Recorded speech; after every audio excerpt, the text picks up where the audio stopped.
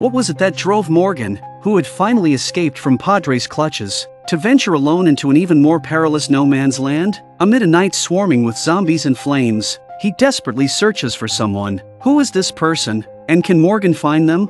Morgan escapes Padre with Madison's cover but chooses to return to where the nightmare began. In the gloomy house, the roar of zombies echoes. Morgan, mustering courage, reaches out a trembling hand to open the door but ultimately turns and flees. Overwhelmed by fear, Morgan vents his rage on nearby zombies. Just then, a car passes by, seemingly in search of something. Morgan thinks it's Padre coming to capture him but is surprised to find Grace. They had agreed to meet here. Suddenly, Morgan notices something. It's Mo. She has secretly followed Grace here. Mo wants Morgan to lead everyone to rescue the children, but Morgan is focused solely on fulfilling his wish. It turns out that Morgan's wife had turned into zombies but he was unable to pull the trigger on her, resulting in his son being bitten by his wife. When his son was attacked, Morgan panicked and fled, abandoning his child. This has been Morgan's haunting demon for years. Now, Morgan chooses to return to let his wife and son rest in peace. Standing before the house, Morgan lacks even the courage to open the door. Grace and Mo decide to face this with him.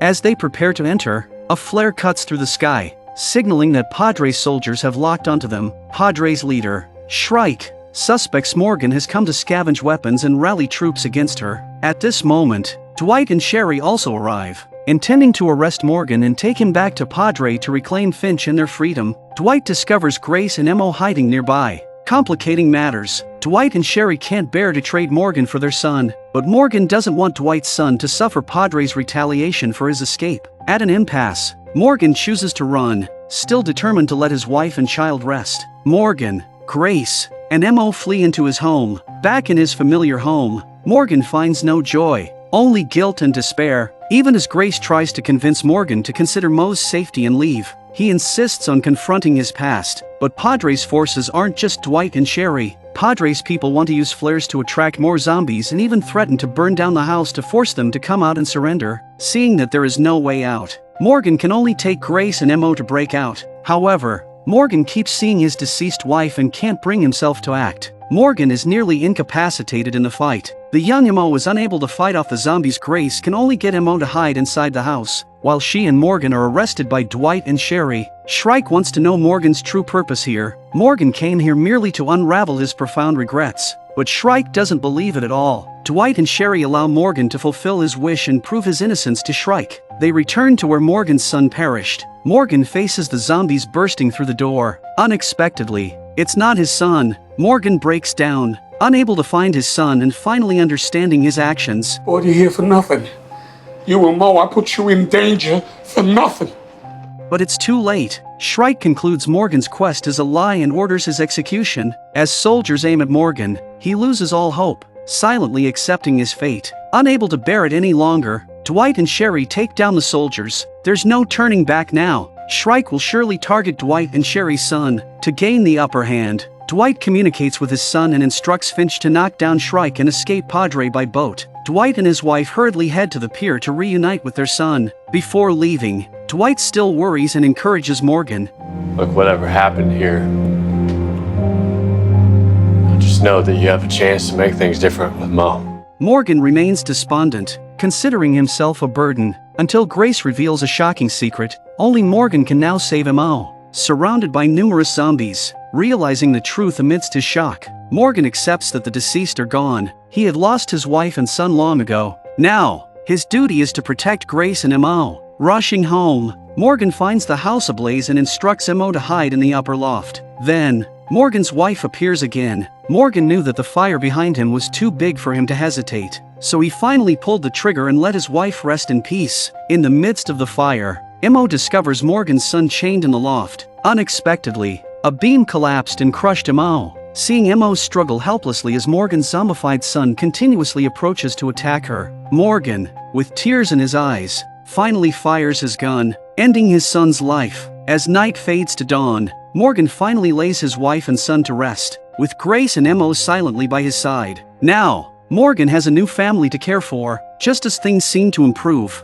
Mo was caught by a sudden zombie, and Grace is bitten while saving her. The trio, just seeing the light of life, falls back into despair. Morgan immediately takes Grace and Mo to the pier. This time, Morgan decisively eliminates Padre guards and implores Dwight's family to seek Naomi for Grace's radiation treatment. But with Padre heavily guarding the lab, can Morgan and Dwight's group escape safely?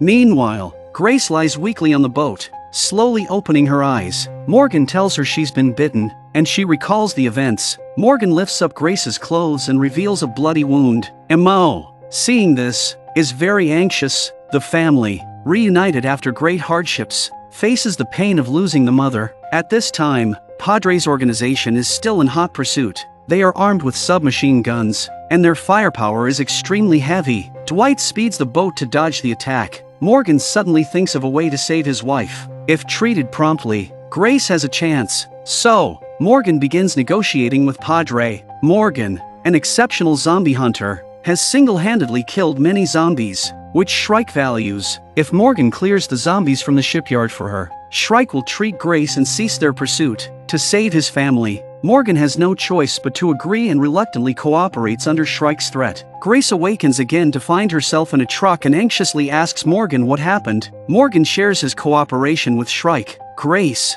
unwilling to risk her husband and daughter's lives, strongly opposes their dangerous venture. Daniel, learning of Morgan's plan to eradicate the zombies at the shipyard, vehemently objects due to the overwhelming numbers there. Grace understands Daniel's attitude. Though Daniel is unwilling, Morgan and Mo are determined to save Grace at all costs. Grace still doesn't want her family to risk themselves. She reveals her terminal illness to her husband and daughter, confessing that even without the bite, her days are already numbered. Grace feels that taking such a risk for someone who is about to die is not worth it. Mo disagrees, cherishing every moment with her mother and believing they shouldn't give up any hope, even if her mother doesn't have much time left. Shrike, learning of Morgan's ally Daniel's withdrawal, shows her cold and ruthless side. Immediately terminating the cooperation with Morgan, Shrike orders her soldiers to kill Grace to prevent her from mutating and harming Mo and Finch. Morgan, feeling helpless in the face of soldiers armed with submachine guns, pleaded not to do that.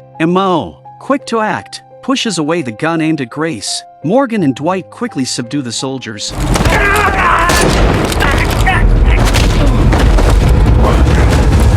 They decide to split up. Morgan's group takes the water route to the train with the medical equipment, while Dwight's family takes the land route to draw fire. But the well-trained Padre forces quickly catch on to their intentions and release flares along the river to attract zombies. Seeing the danger, Morgan uses himself as a decoy to distract the enemy. Before setting off, Morgan and Grace agree to give up the treatment. Defiant Mo, unwilling to part with her mother, goes against her parents' wishes and takes her mother towards the train alone. For such a sensible daughter, what can Grace say? Her eyes are already moist. During the escape, Finch suddenly develops a high fever, previously bitten by a zombie. His wound wasn't healed in one go due to the uncontrollable radiation dosage. Dwight's group, with Finch, heads to a hidden stronghold. Shortly after they arrive, Naomi also reaches. Mo, driven by a strong desire to save her mother, miraculously brings Grace to the train using a hand-powered railcar, despite encountering Padre's interference. But they are stopped in their tracks by Padre. After a heartfelt plea,